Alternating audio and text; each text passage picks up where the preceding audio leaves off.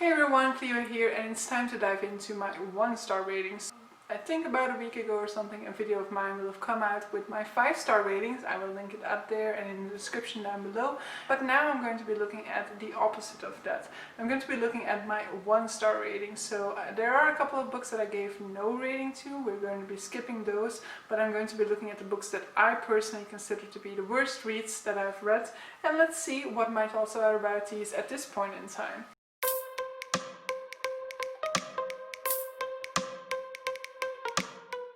See what my thoughts are about these at this point in time. So let me start my screen capture here and let's go for it. This is definitely going to be a little bit more of a ranty experience than the previous one was. I definitely also think that I might actually have a little bit more time with these books than I did with the previous one, because I don't have as much 1-star ratings as I had 5-star ratings. I have a lot of books that I apparently never gave a rating to.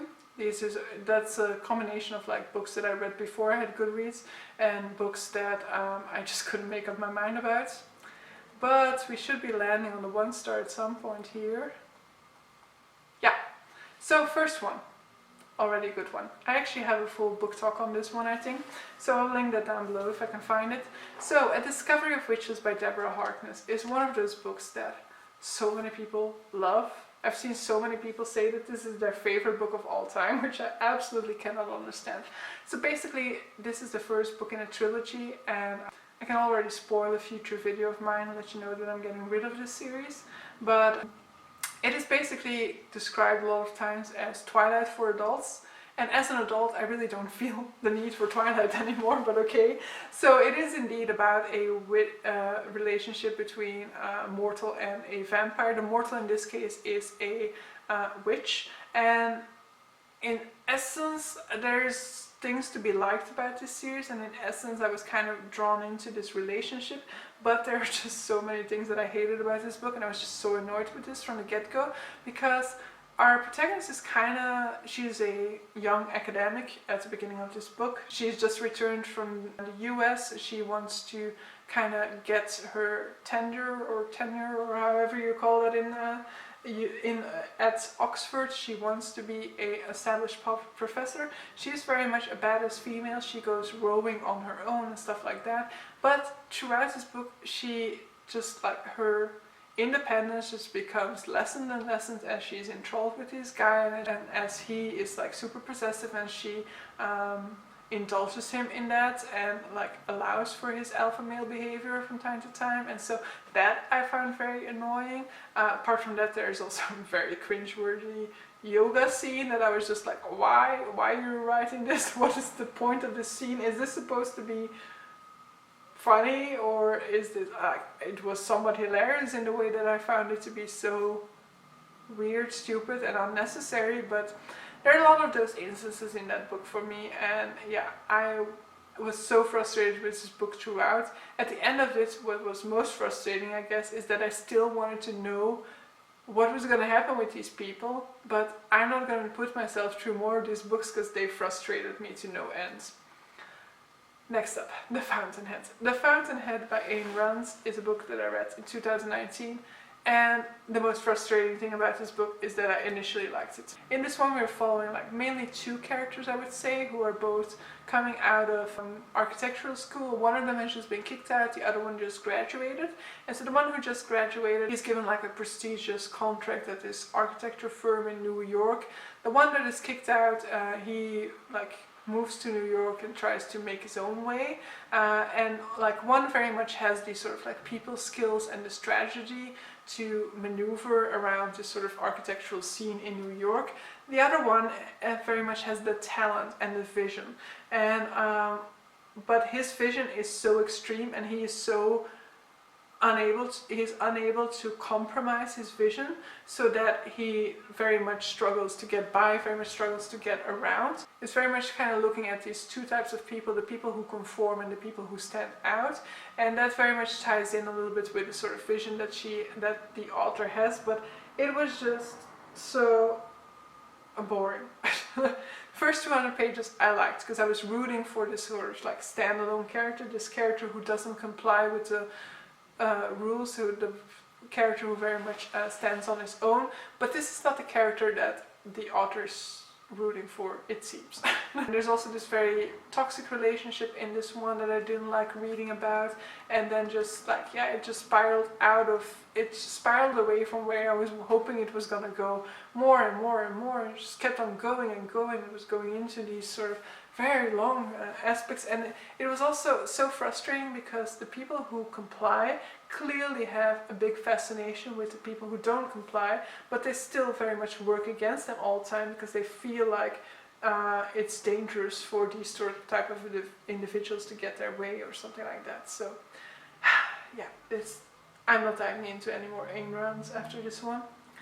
The V-Girl, a coming-of-age story by Maya Roberts. Don't know too much about that anymore, but it definitely is sort of like dystopian and has to do with virginity a lot. That's why it's called the V-Girl, but don't remember, but I'm going to assume that it doesn't handle the thematics of virginity very well, but I don't know, it could also just have been super predictable. Then I don't think I would have given it 1 star if that was all it was. Test of the D'Urbervilles by Thomas Hardy. This is actually one that I think I might like if I had to reread it now, but I don't know why it didn't. Like, I was bored throughout that, I know, but in essence it sounds like it's interesting because it's looking at this sort of girl who gets raped by a family member, I think, or like by somebody who's been courting her, and how she then gets shunned by society after that. So it's definitely very dark at that. So it was dark, it was boring, and I guess that's why I gave it 1 star. But I've kind of been interested in rereading it and seeing, like, I will probably DNF it soon if it turns out that I don't like it, but I kind of want to see if I would like it if I read it now, because I kind of read it early on in my university career, and I'm much more used to slow stories now, and so maybe I would like it a lot more. Another one that I want to reread, Perfume, the Story of a Murder by Patrick Süskind. This is a German novel, I think, originally. It is set in Paris, and we're looking at this our protagonist, Jean-Baptiste or something like that. So he is born without a smell to himself, but he has a very well established sense of smell, and so he will be pursuing a career as a perfumist, and one of his life goals is to develop the perfect perfume, and for that he has a very interesting method of gathering scents, because he is going to be killing people who he feels have an interesting body scent. Want to reread it, because I know I didn't like it, but a lot of people that I read it at that time did love it, and it sounds intriguing, so I should reread it. Streetcar Named Desire by Tennessee Williams, I think is an unfair judgment because it's a play and you cannot really judge it if you haven't seen it performed. La Chanson de Roland. La Chanson de Roland, don't remember anything about it, but I'm going to assume that it was boring if I gave it only 1 star. It's a medieval story. It's one of the oldest books that I've ever read. I think it's from the 1300s. Death of a Salesman by Arthur Miller. Likewise, it's a play. I cannot fully judge it, so I shouldn't. The Book of the City of Ladies, another one of those oldest books that I ever read, so it's a bit unfair to judge it, but yeah. It is quite boring, so it's basically we are building a city out of bricks, and every brick represents a sort of like famous woman, so it's kind of just a sort of, it could just as easily be a non-fiction in which we're looking at some of the most influential women of the times. It's also, a lot of those women are going to be people from mythology or from the Bible also, for example. Yeah, it just wasn't fun to read about, or it wasn't engaging, so I gave it a 1 star. Notes from a Small Island, Journey Through Britain by Bill Bryson. I like Bill Bryson, but sadly I just really couldn't get along with this one. Partly it was because we were journeying through Britain, but I really was unsure of why he was choosing the places he was choosing, because I haven't heard about some of these, or he was visiting places in parts of Britain that he was visiting places in some cities that I was like, why are you visiting that and not this?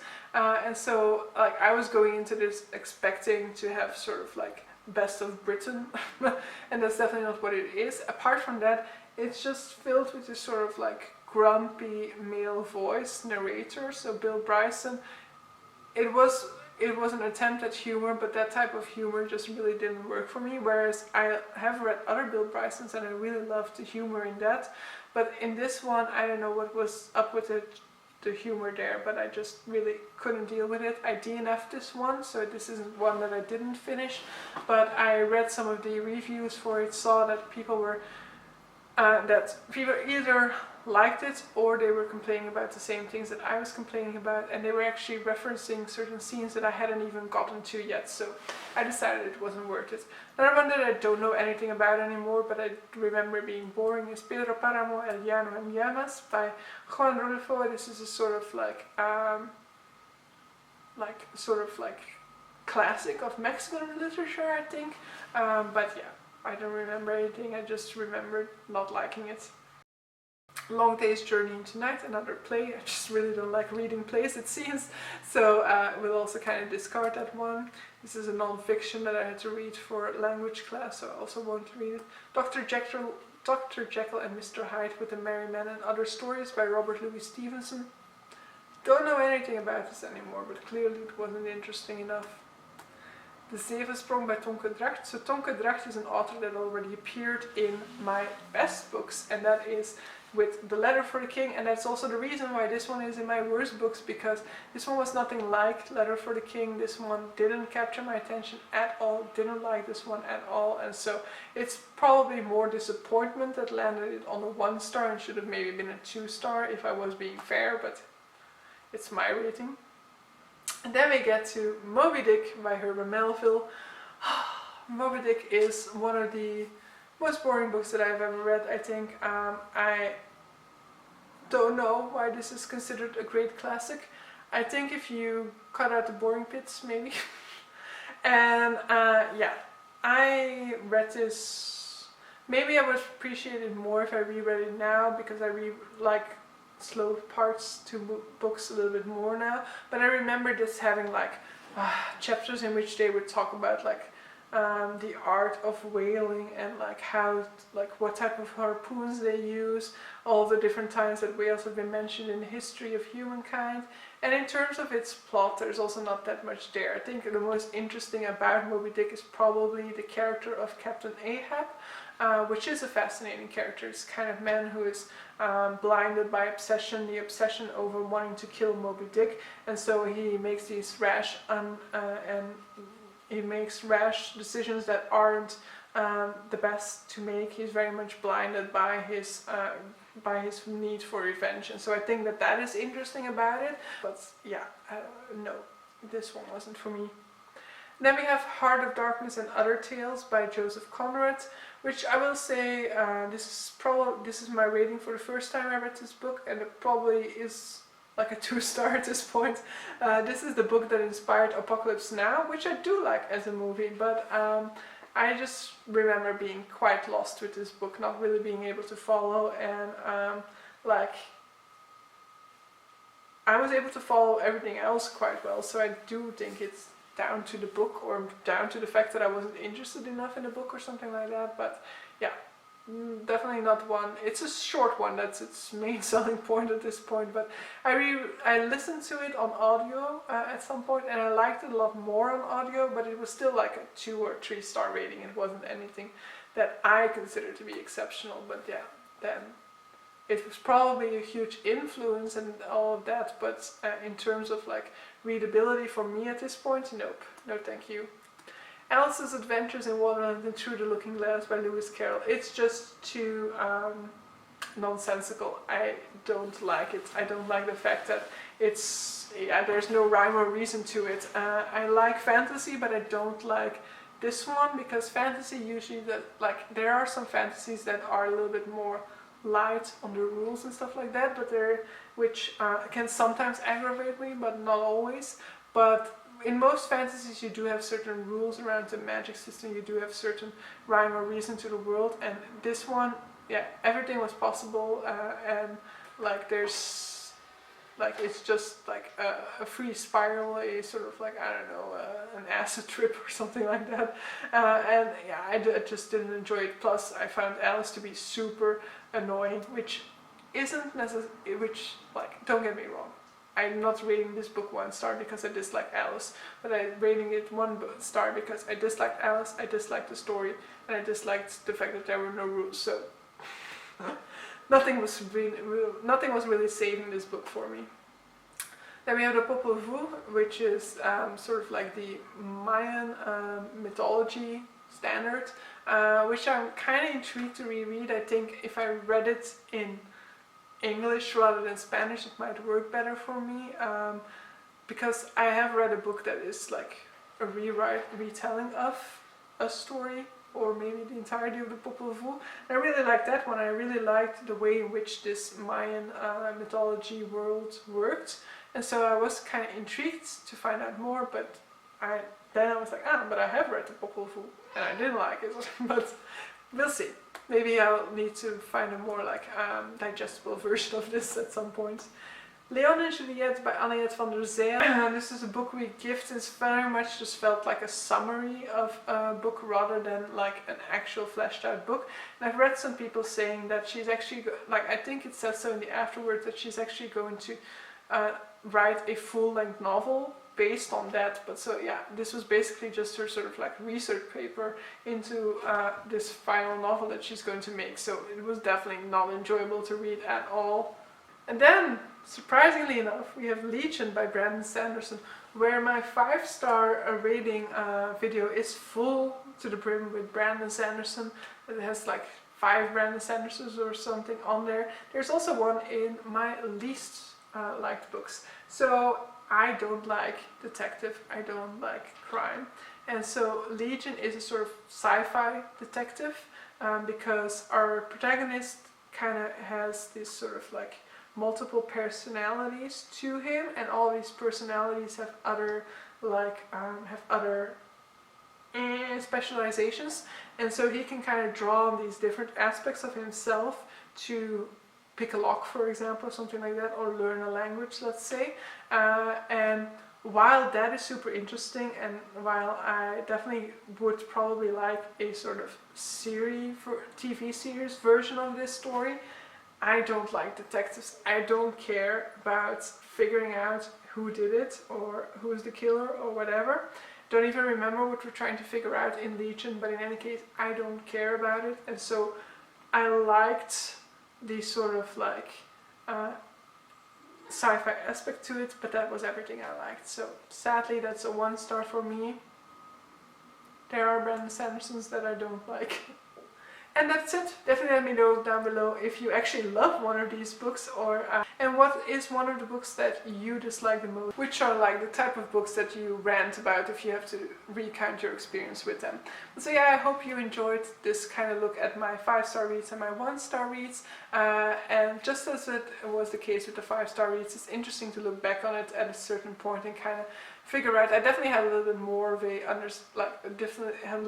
of a memory about most of these than I do for the 5-star reads, because yeah, I would only give a book 1 star if I absolutely despised it. But I definitely think that there are some examples here where that hasn't been the case, mostly from my university days. So yeah, it would be interesting to kind of dive into those again. But I'm also not that interested, because like, I'm not interested in rereading plays that I clearly had no feeling about because I gave them a 1 star. The only one that I'm somewhat intrigued about is Tess of the D'Urbervilles.